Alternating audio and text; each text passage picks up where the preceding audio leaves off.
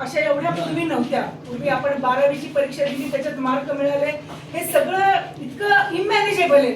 याचा सगळ्याचा पुन्हा फेरविचार करण्याची गरज आहे.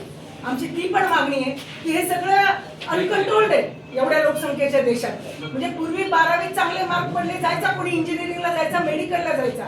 आपण सगळे त्याच व्यवस्थेत शिकलेलो आहे. माझं म्हणणं हे सगळं सेंट्रलाइज पद्धतीनं करणं, त्याच्यातनं या ट्युशन सगळ्या वाढतायत. कॉलेजेस लिटरली, मी तुम्हाला खोटं नाही सांगत, आम्ही कॉलेजमध्ये जातो, विद्यार्थी नाही आहेत सर. प्राध्यापकांना 2-2 लाख पगार आहेत, शिक्षकांना पगार आहेत, म्हणजे 7वी 8वी. आणि ही सगळ्या सिस्टीम बद्दल कोणी सिरियसली विचार करत नाही.